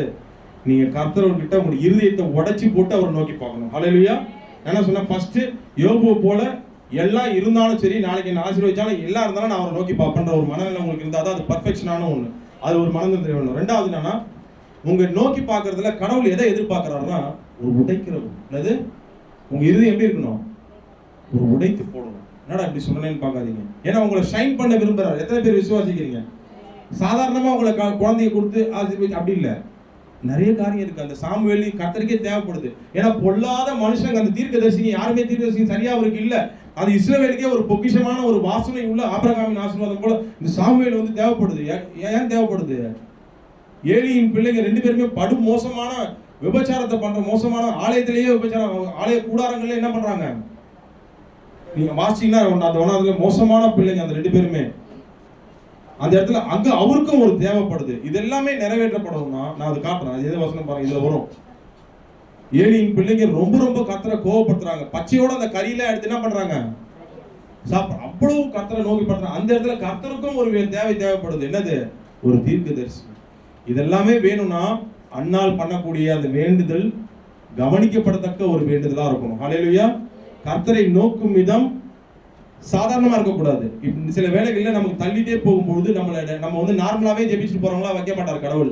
உங்களை அழுது ஜெபிக்க வைப்பார். ஹல்லேலூயா. உங்க இருதயத்தை நொறுக்கி கர்த்தரை நோக்கி பார்க்க முடிய வைப்பார். ஏன்னா உங்களுக்கு வந்து பெருசா ஆசீர்வதிக்கணும். உங்களை வெளியில கொண்டு வரணும்னு ஆசைப்படுறாரு. நீங்க அந்த அண்ணால எப்படி கொண்டு வந்தாரு பாருங்க. அண்ணால வந்து ஃபர்ஸ்ட் எப்படி எழுப்பி விடுறாரு பாருங்க. இன்னைக்கு கடவுள் உங்களோட பேசுறாரு. இன்னைக்கு எத்தனை பேர் பெண்ணினால நெகட்டிவா பார்த்துட்டு இருக்கீங்க? அவங்க பேர் என்னப்பா? சரியா வாயில நோங்க மாட்டீங்க. பெண்ணினாலா? 2வது வசனத்துல வருது பாருங்க. பெண்ணின் நாள் இருக்கு. இன்னைக்கு நீங்க இது எப்படி பாக்குறீங்க? இதை நான் எப்படி தெரியுமா பார்த்தேன்? காலையில ஒரு மைண்ட்ல தோணுச்சு. இந்த பிள்ளைங்க நான் எப்படி தான் பாக்குறேன்? பாசிட்டிவா பாக்குறேன். நீங்க எத்தனை பேர் பாசிட்டிவா பாக்குறீங்க? ஏன்னா இது கர்த்தரால அனுமதிக்கப்பட்டு வருது. அண்ணால வந்து சரியா நோக்க வச்சு அவள் என்ன பண்ணணும்? சூப்பரான ஆசீர்வாதத்தை கொடுக்கணும். சாமுவேல கரெக்டா இல்லையா? சாமுவேல் இஸ்ரவேலுக்கு முழுக்கும் பரவணும். அந்த சாமுவேல் ஒரு தீர்க்கதரிசி. ஸோ அப்போ அதை கொடுக்கணும்னா என்ன பண்ணணும்? அண்ணால அதே மாதிரி வருஷம் தோறும் போயிட்டு அவன் கணவர் போயிட்டு வருவாரு. அதே மாதிரி தான் நடக்குமா? என்ன பண்ணணும்? ஒரு மாறுதல் வேணுமா இல்லையா? கர்த்தரை நோக்கி பார்க்குற விதத்துல. அப்போ ஃபர்ஸ்ட் என்ன பண்ணணும்? பெண்ணினால தட்டி விடணும். பெண்ணினாலங்க வேதனைப்படுத்துறாங்க. நான் இது எப்படி தெரியுமா பார்த்தேன்? இந்த பிள்ளைங்க எல்லாம் ஸ்கூலுக்கு ஆலயத்துக்கு போலாம் என்ன பண்ணுவாங்க? லேட்டா எழுந்துப்பாங்க. என்ன ஊற்றுவாங்க மேல? இல்லை ஐஸ் வாட்டரா? சாதா தண்ணியை ஊற்றினாலே என்ன பண்ணுவாங்க? இந்த அம்மா கொஞ்சம் வெந்நீர் ஊற்றுற மாதிரி பேசிச்சு, அவ்வளோதான். ஆனால் எழுமி எங்கே போச்சு இந்த பொம்பளை? இந்த லேடி எங்கே போனாங்க? நான் அப்படி தான் பார்க்குறேன். ஏந்திரி, அந்த காயப்படுத்துற வார்த்தை உங்களை யாராவது காயப்படுத்துறாங்களா? என்னை ஏந்திரின்றாங்க. போய் சபைக்கு போய் ஜெபி. நீ ஜெபிக்கிறது நீ கம்மின்னு சொல்றாங்கன்னு அர்த்தம். கரெக்ட் தான். தேவனுக்கு அந்த மாதிரி படுத்துறாமா? யாராவது உங்களை திட்டுறாங்களா? குடும்பத்தில் காயப்படுத்துறாங்களா? வீட்டில் இருக்கவங்களே விசனப்படுத்துறாங்களா? துக்கப்படுத்துறாங்களா? ஐயோ என்னை எழுப்பி விடுறாங்க. என் ஜெப வாழ்வு கர்த்தரை நான் சரியா நோக்கி பார்க்கல. உடனே போங்க கர்த்தருடைய சமூகத்தில். இந்த அம்மா உடனே எங்கே போறாங்க? போறதுக்கு முன்னாடி இந்த டிஃபன்லாம் கொடுத்து அனுப்புவாங்க. அந்த மாதிரி தான் ஒரு ஆலோசனை வருது. ஒருத்தவங்க தண்ணி ஊற்றி எழுப்புறாங்க. அவங்க யார்? அவங்க பெண்ணினால். இது எல்லாமே அவங்க ஜெப வாழ்வை மாத்திரத்துக்கு தான் வருது. பிளஸ் 2வது அவங்க புருஷன். இப்போ அவங்க வீட்டில் அவங்களை தண்ணி ஊற்றி எழுப்பிட்டு அம்மா என்ன பண்ணுவாங்க உனக்கு? அந்த மாதிரி இவர் சொல்ற ஆலோசனை சாப்பாடு கொடுக்குற மாதிரி தான். என்னது? இவரு திடப்படுத்துச்சு. கொஞ்ச நேரம் சரி உனக்கு 10 பிள்ளைக்கு நாசமாம். யாரு? உனக்கு பிள்ளை இல்லைன்னு கவலைப்படாதம்மா. உனக்கு 10 பிள்ளைக்கு கொஞ்சம் அப்படியே சாப்பாடு கூட மாதிரி. ஆனா கூட அந்த அம்மா அவங்க கேட்டாங்களா? அவங்க எங்க போறாங்க? அப்ப நான் இதை எப்படி பாக்குறேன்னா, வெந்நீரை ஊற்றி எழுப்பி விட்டுட்டு டிஃபனை கொடுத்து ஆலயத்தை அனுப்புற மாதிரி நான் பாக்குறேன். ஹல்லேலூயா.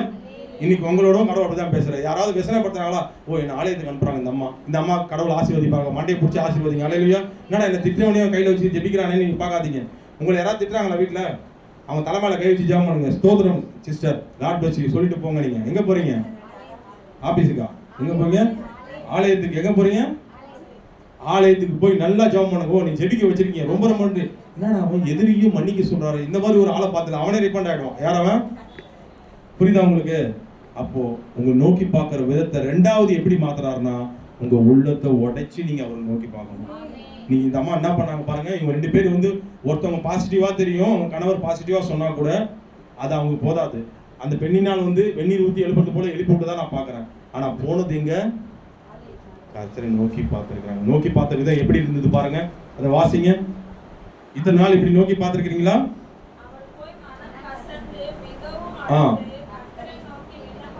சேனைகளின்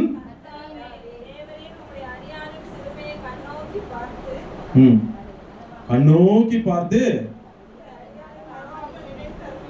ஆமென். கவலைப்படாதீங்க. உங்கள் அடியாளுக்கு ஒரு ஆண் பிள்ளையை கொடுத்தால்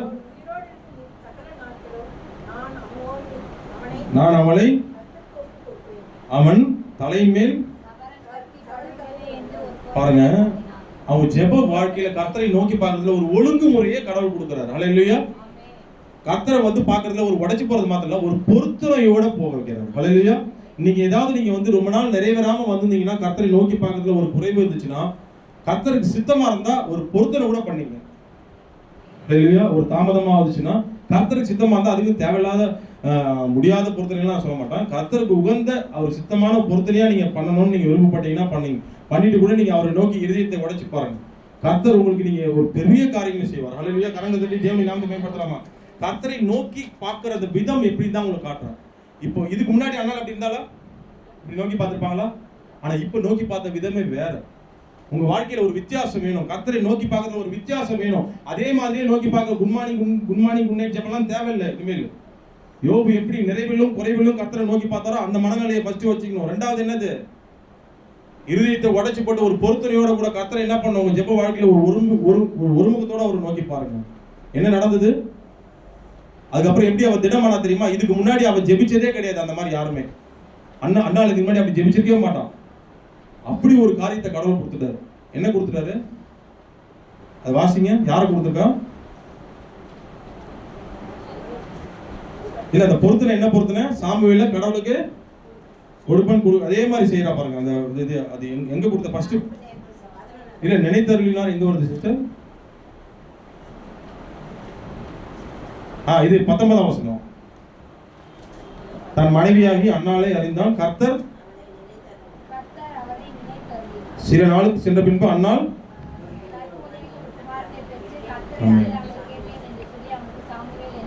இத்தனை நாள் ஜெபிச்சிருக்கா, கர்த்தர் ருசி பார்த்திருக்கா.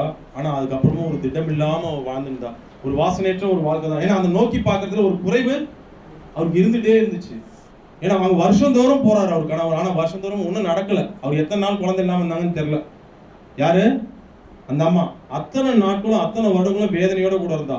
ஒரு திடம் இல்ல, ஒரு சுவை இல்லாத ஒரு வாழ்க்கை. கர்த்தரை நோக்கி பார்த்ததுல ஒரு சரியில்லாம இருந்துச்சு. ஆனா இப்ப ஒரு சுவையா உணர்ந்துட்டா கர்த்தர். ஹல்லேலூயா. அவ வாய் கூட பேசலங்க. உள்ளத்துல இருந்து ஆலயத்திலிருந்து கதறுகிறாள். கர்த்தர் இதயத்தை உடைத்து போட்டு பார்க்கிறார், நோக்கி பார்க்கிறார். இந்த மீகா 7:7 ஒப்பிட்டு பாருங்க. கர்த்தர் என்ன பண்றாரு? கர்த்தருக்கு காத்திருந்தது வீணாகல, அவருடைய சத்தத்தை கேட்டாரு. ஹல்லேலூயா. கரங்களை தட்டி தேவனை நாமத்தை மகிமைப்படுத்தலாமா? நிச்சயமா உங்க சத்தத்தை கேட்க மாட்டாரா? கேட்பாரா கேட்க மாட்டாரா? நிச்சயமா கேட்பாருங்க. அதனால இன்னைக்கு இன்னொரு காரியத்தை சொல்லிட்டு அடுத்தது நான் போறோம். அது சீக்கிரமா முடிச்சிருவேன். இந்த அண்ணாள் கிட்ட நான் ஒரு காரியத்தை கவனிச்சேன். கொஞ்சம் யோசிச்சு பாருங்க. இது வரலும் பொருத்தனையும் பலியும் யார் கொடுத்துருந்தா? இப்ப யார் பொருத்தனை பண்றா? பா கொஞ்சம் யோசிச்சு பாருங்க. கவனிச்சிங்களா? அத ஒரு ஜெப வாழ்வுல ஒழுங்கு ஏற்பட்டவனா அவளுக்குள்ள என்ன வந்துச்சு? பொருத்தனை வந்துச்சு. இதுக்கு முன்னாடி பொருத்தனை யார் பண்ணிருந்தா? ஏன்னா பாதிக்கப்பட்டது யாரு? அண்ணால் தான் அதிகமா பண்ணிருக்கணும் பொருத்தனையோட கூட. ஆனா அவ அதிகமா முன்னாடி பண்ணல. ஆனா இப்ப பொருத்தனைய பண்றா. ஒரு யோசிச்சு பாருங்க. அதுவும் இல்லாம ஒரு குழந்தைய வந்து ஒரு தகப்பன் கொடுக்கலாம். ஆனா ஒரு தாய் கொடுப்பாளா? இத்தனை நாள் கழிச்சு ஒரு குழந்தைய யாராவது கொடுப்பாளா? கொடுத்தோம். கரங்களை தட்டி தேவனை நாமத்தை மகிமைப்படுத்தலாமா? கர்த்தரை நோக்கி பார்த்த விதத்துல இது ஒரு முழுமை இருந்துச்சுன்றதை உங்களுக்கு காட்டுறேன். அப்ப நீங்க வந்த எல்லாருமே இப்படி நோக்கி பார்ப்பீங்களா? அவன் நோக்கி பார்த்து கொடுத்ததுல வீணானாங்களா? வாசிங்க அந்த வசனத்தை. அதை வாசிட்டு அடுத்த தலைப்புள்ள போலாம். மொத்தம் எத்தனை பிள்ளைங்களை கொடுத்தாங்க பாருங்க அவருக்கு கடவுள். இதுக்கு அவர் யாரு? அண்ணாளுக்கு. அது எந்த வசனம் சிஸ்டர்? பாட வாசிங்க.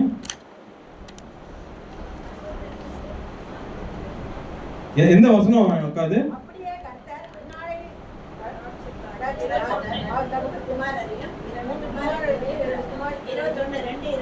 ரெண்டு 21 பாத்து எத்தனை குமாரர் கொடுத்திருக்காரு? 3 குமாரர். பாருங்க பெண் கொடுத்தாங்களா கொடுக்கலையா? கொடுத்தாரா கொடுக்கலையா? அதுக்கப்புறம் எவ்வளவு பலமானாங்க, சாமுவேல் எப்படி வாசனையா எல்லாருக்கும் இதுவானாருன்றது எல்லாருக்கும் தெரிஞ்ச விஷயம். ஆமா, அண்ணாளுடைய அந்த ஜெப ஸ்டைலே மாறிச்சு. அது நீங்க வீட்டுல போய் கூட வாசிங்க. எதுல 1 சாமுவேல்ல வந்து ஒரு ஜெபமே பண்ணுவாங்களே அந்த அம்மா. எப்போ எதுல பண்ணிருக்காங்க? நீங்க தயவு செய்து வீட்டுல உங்களுக்கு ஹோம்ஒர்க் மாதிரி கொடுக்குறேன். 2ஆம் அதிகாரம் ஃபுல்லா போய் எதுல இருந்து வாசிக்கிறீங்கன்னா 1ல இருந்து 10 வரை நீங்க வாசிச்சு பாருங்க. ஒரு ஜெபத்துல கர்த்தரை நோக்கி பார்த்த விதமே மாறி போயிடுச்சு. எப்படி வாசிக்க? கர்த்தர் எப்படிப்பட்டவர்? அவர் சிறியவனை புழுதிலிருந்து எடுத்து எளியவனை குப்பையிலிருந்து உயர்த்துவார். பல காரியங்களை தெரிஞ்சுக்கிட்டான். அப்ப இந்த கர்த்தரை நோக்கி பார்த்த விதமே மாறி போயிடுச்சு. ஜெப ஸ்டைலே மாறி போயிடுச்சு. உங்களே அப்படிதான் மாத்த விரும்புறார். கரங்களை தட்டி அவர் நாம் தான் பயன்படுத்தலாமா? நீங்க எந்த தேவைகள் நிறைவேறினாலும் நிறைவேறாம வந்தாலும் நிச்சயமா அவர் நிறைவேற்றுவாரு. நோக்கி பார்க்கிற விதத்துல கொஞ்சம் நீங்க சேஞ்ச் பண்ணீங்க, மனம் திரும்புதல காட்டுங்க. ஓகேவா? இப்ப நான் 3வது வந்து எல்லாருக்கும் தெரிஞ்ச ஒரு உதாரணம் தான். யார் அவர்னா ஆபிரகாம். இல்லையா? ஆபிரகாமை பத்தி எல்லாருக்கும் தெரியும். இந்த அண்ணாலாவது குழந்தை எத்தனை நாள் இல்லாங்கன்றது நமக்கு தெரிய மாட்டேங்குது. ஆபிரகாமுக்கு எத்தனை நாள் குழந்தை இல்லாம இந்த ஒரு வேண்டுதல் இருந்தது? எத்தனாவது வயசுல பிறந்தாரு? 100வது வயதுல குழந்தை பிறந்துச்சு. ஒரு ஆசீர்வதிக்கப்பட்ட சந்ததி. ஒரே ஒரு கேள்வி கேட்கிறேன். ஆபிரகாமுடைய வாழ்க்கை 12ஆம் அதிகாரத்துல ஸ்டார்ட் ஆகுது. அது கர்த்தர் கரம் பிடிக்கிறது இடம் எங்க இருந்து ஸ்டார்ட் ஆகுது? ஆதியாகமம் 12:1 ஸ்டார்ட் ஆகுது. ஒரு கேள்வி உங்ககிட்ட கேட்கிறேன். 100 வயசு வரணும் கொஞ்சம் யோசிச்சு பாருங்க. அவர் எங்கேயாவது சுவையோ திடமோ மனத்தையோ இழந்தவரால் இருந்தாரா? இல்லையா? 3வது காரியம் என்னன்னா, ஃபர்ஸ்ட் காரியம் என்ன சொன்னா, முழு எல்லா இன்பத்திலையும் துன்பத்திலையும் கர்த்தரை யோபு போல முழுசா நோக்கி பார்க்கணும். 2வது உங்க இதயத்தை உடைத்து பொறுத்தனையோட கூட நீங்க உங்க ஜெப வாழ்ல ஒரு வித்தியாசம் எதிர்பார்க்கிறாங்க, அந்த மாதிரி நோக்கி பார்க்கணும் அண்ணால போல. 3வது ஆபிரகாம போல. ஆபிரகாம் எப்படிப்பட்டவர்னா, ஆபிரகாமுக்கு ஒரு பெரிய வேண்டுதல் இருந்தா கூட அவர் யார வந்து அவர் முழுசா நம்பிட்டு இருந்தாரு.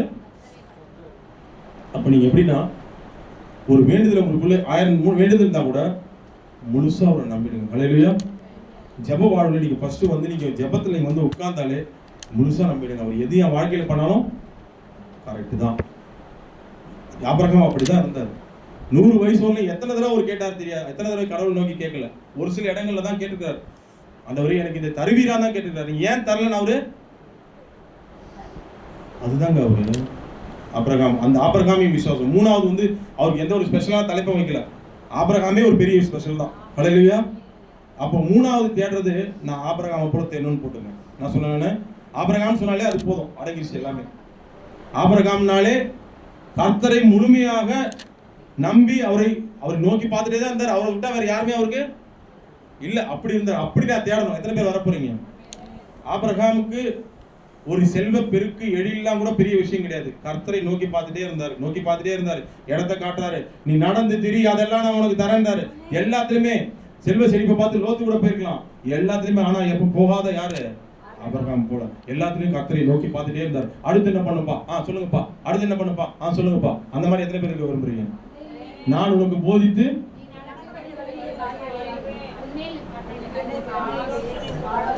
ஆமென்.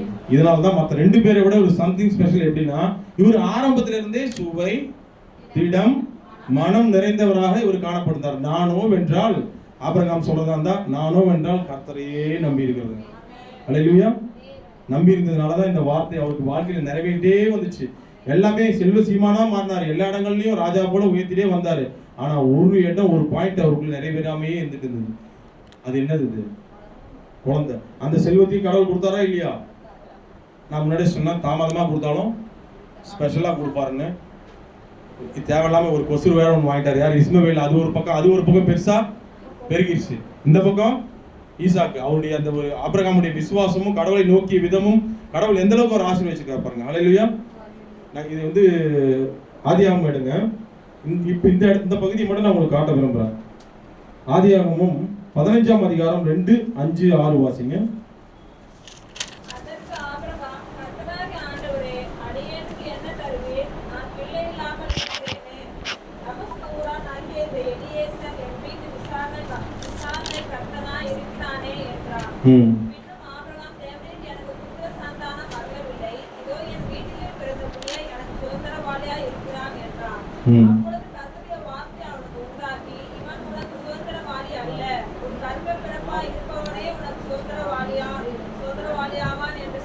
ஆமென்.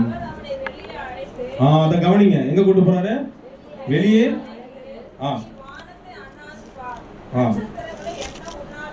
நாளே கூடுமானால்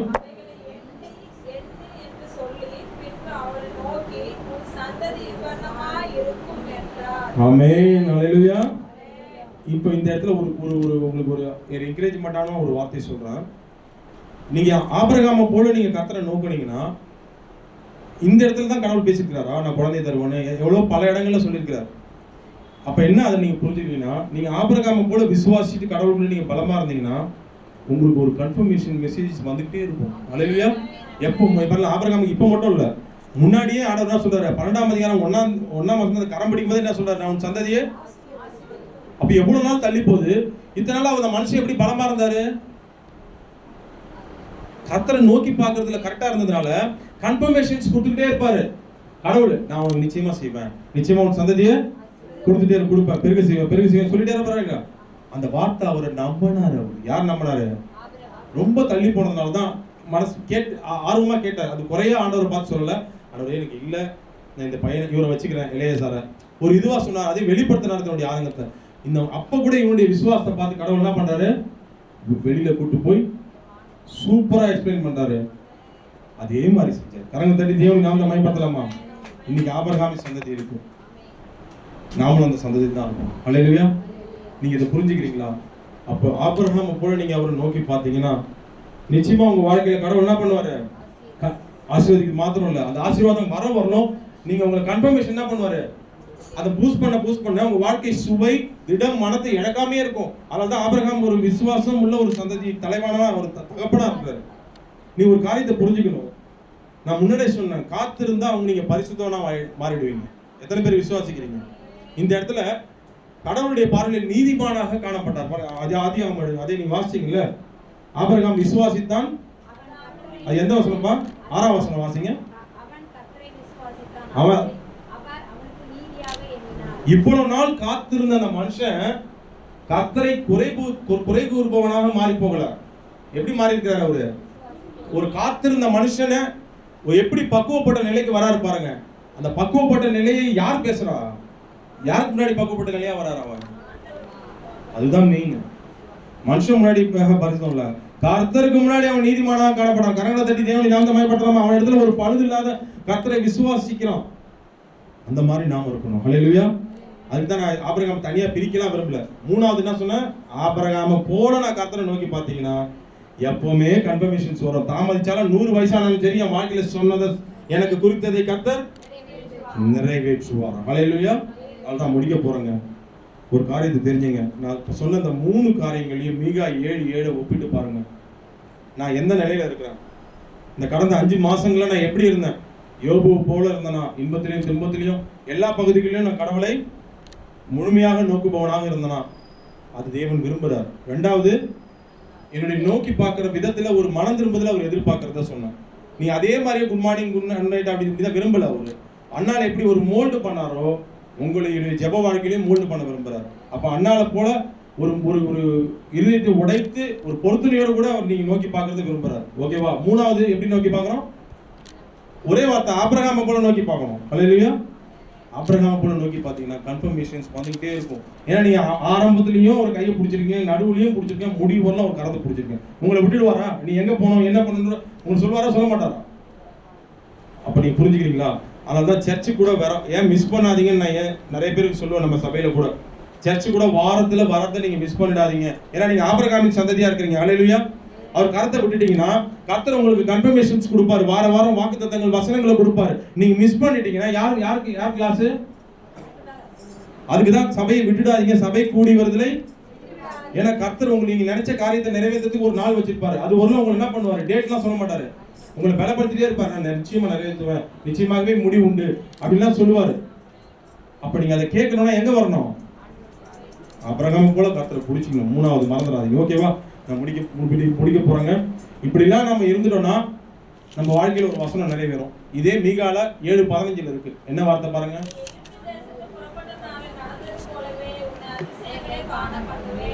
ஆமென். உங்க வாழ்க்கையில என் வாழ்க்கையில அதிசயங்களை காண பண்ணுவாரா? ஓகே. கடைசியா ஒண்ணே ஒண்ணு. இவ்வளவு நேரம் உங்க உலக தேவைகளுக்காக நீங்க எந்த காரியத்துக்காக காத்திருக்கீங்களோ அதுக்கு நான் பதில் சொல்லிட்டேன். கர்த்தர் ஒரு காரியத்தை இந்த மீகா 7:7 வச்சு எதிர்பார்க்கிறார். அது என்ன தெரியுமா? மீகா 7:7 மறுபடியும் ஒரே ஒரு வாட்டி நான் உங்களுக்காக வாசிக்கிறேன். நானோ வென்றால், இன்னைக்கு இது சபைக்கான வார்த்தை, மனவாட்டியாகிய சபைக்கான வார்த்தை. நான் சொல்லி முடிக்கலன்னா உலகத்துக்காக பேசுற மாதிரி ஆயிடும். நானோ வென்றால் அவருடைய வருகையை நோக்கி. ஹல்லேலூயா. கரங்க தட்டி அவன் நாமத்தை மகிமைப்படுத்தலாம். இவ்வளவு நேரம் நான் நானோ வென்றால் சொன்னதுக்கு இப்பதான் அர்த்தமே வருது, முழுசான அர்த்தமே. நானோ வென்றால், இந்த உலக ஆசீர்வாதம்லாம் இருந்தாலும் பிரசங்கி 1:1 சொல்றது போல 1:2 உலகமெல்லாம் சொல்ல எல்லாமே மாயை மாயை என்று எல்லாம் என்னை விட்டு வரும், ஒரு நாள் என்னை விட்டு. ஆனா நானும் வென்றால் கர்த்தரை நோக்கி பார்க்கறது. இந்த உலக ஆசீர்வாதங்கள் என் குழந்தை எனக்காக மாத்திரம் இல்லப்பா, உங்க வருகை வருது, அதுக்காக நான் நோக்கி பார்க்க போறேன். அல்லேலூயா. எத்தனை பேர் சொல்ல போறீங்க? அறிக்கை செய்யலாமா? இதை நானோ வென்றால். எப்பதான் இந்த தலைப்புக்கு அர்த்தம் இருக்குங்க. நானோ வென்றால் உங்களுடைய ரகசிய வரையில நான் கலந்து கொள்ளணும், நித்திய ஜீவனை அடையணும். இந்த சபைக்கு அதுக்கு தானப்பா வரேன், என்னுடைய வேண்டுதல் அதுல தினந்தோறும் வைக்கணும்பா அப்படின்னு நீங்க சொல்லுங்க. ஏன்னா 1 கொரிந்தியர்ல சொல்லப்படுது, தயவுசெய்து 1 கொரிந்தியர்ல இல்ல 2 கொரிந்தியர் 4:18 சொல்லப்படுகிறது, காண்கிறவைகள் எல்லாமே அநித்தியமானவைகள், காணப்படாதவைகள் நித்தியமானவைகள். காண்கிற அநித்தியமானவைகளுக்காக நான் கர்த்தரை நோக்கி பார்த்தனா அதுல அர்த்தம் இல்லை, அதுக்காக காத்திருந்தனா அதுல அர்த்தம் இல்லை. அது ஒரு நாள் என்னை விட்டு போயிடும். என் சத்தத்தை கேட்டு என்ன ஆசீர்வதிப்பாரு, ஆனா அதெல்லாம் ஒரு நாள் போயிடும். நான் நோக்கி பார்க்கறது என் கர்த்தரை நான் அடையணும். அல்லேலூயா. என் கர்த்தரை, என் ராஜாதி ராஜா, எனக்காக சிலுவையில ரத்தம் சிந்தின அந்த இயேசுவை நான் அடையணும், அடைந்து அவருடைய ராஜ்யத்துல நான் சேரணும்பா அப்படின்னு நீங்க சொல்லி கர்த்தரை நோக்கி பாருங்க. நானோ வென்றால் இப்படி நோக்கி பாருங்க. இப்ப இந்த வசனத்தை வாசிச்சு அப்படியே முடிக்கணுமா? நானோ வென்றால் என் இயேசுவின் மீதும் தாகம் கொண்டவனாக கர்த்தரை நோக்கி பார்ப்பேன். என் ரட்சிப்பின், ஆமா என் ரட்சிப்பின் இந்த உலகத்துல இந்த சில காரியங்களுக்கு இல்ல, இந்த மரணம், இந்த பாவம் என்கிற பிசாசுல இருந்து என்னை ரட்சித்து பரலோக ராஜ்யத்தை கொண்டு சேர்க்கறதுக்காக நான் அவருக்காக காத்திருப்பேன். எத்தனை பேர் விசுவாசிக்கிறீங்க? காத்திருப்பேன். நிச்சயமா என் தேவன் என்னை கேட்டருள்வார். ஆமென். சந்தோஷத்தோட சமாதானத்தோட போங்க. கர்த்தர் உங்களை ஆசீர்வதிப்பார். God bless.